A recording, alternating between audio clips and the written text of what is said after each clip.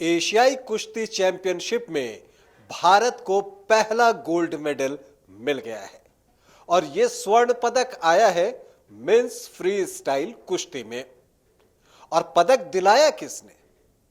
उस युवा खिलाड़ी ने जो कि अंडर 23 वर्ल्ड चैंपियन रह चुका है और यह करिश्मा करने वाला वो पहला भारतीय बना था अंडर 23 वर्ल्ड चैंपियन बनने का जो करिश्मा है।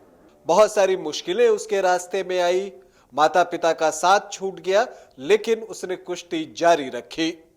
इतना ही नहीं, जब लोग सरकारी नौकरी के पीछे भागते हैं, जब उन्हें रेलवे में नौकरी का ऑफर आया तो उन्होंने कहा कि क्षमा करेंगे, अभी मैं नौकरी स्वीकार नहीं कर सकता क्योंकि मुझे अभी कुश्ती करनी है और पदक भी अभी बहुत सारे जीतने हैं।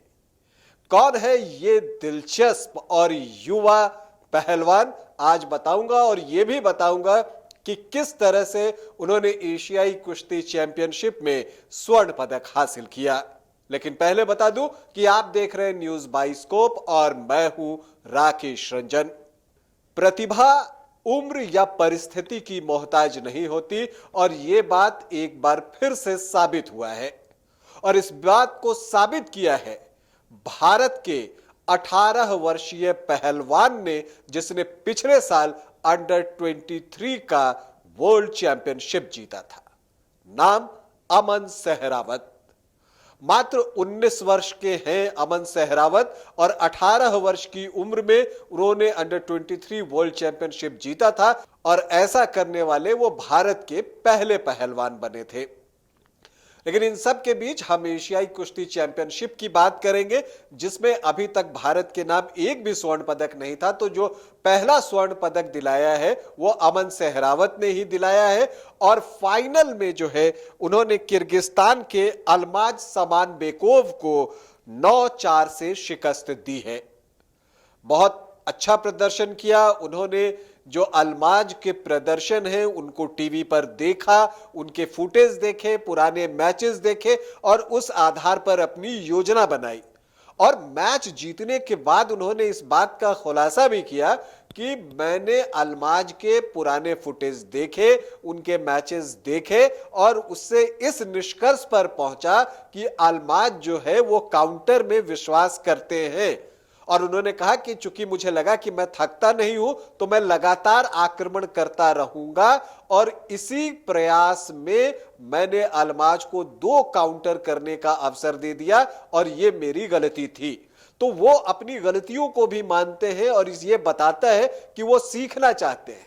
और उन्होंने कहा कि जब मुझे अपनी गलती का एहसास हुआ मैच खेलते वक्त, उस बाउट के वक्त, तब मैंने क्या किया कि अपना हेड डाउन किया और खुद को फोकस किया और फिर मैंने आगे ये स्वर्ण पदक जीता। मैं यहां स्वर्ण पदक जीतने ही आया था, मुझे किसी और रैंक के बारे में मैंने सोचा नहीं था, मैं चाहता नहीं था। तो ये है भारत के अमन सहरावत और ये है उनकी सोच। तो एक सुनहरा भविष्य है उनका। उन्होंने बहुत ही साफ कर दिया है कि 2024 पेरिस ओलंपिक में वो स्वर्ण पदक देश के लिए जीतना चाहते हैं।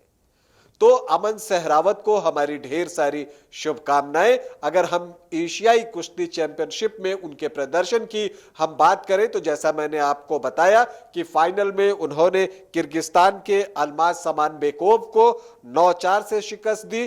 तो क्वार्टर फाइनल में उन्होंने जापान के रिकुतो अगई को 7-1 से हराया था और सेमीफाइनल में चीन के वान हाउजू को 7-4 से पराजित किया था।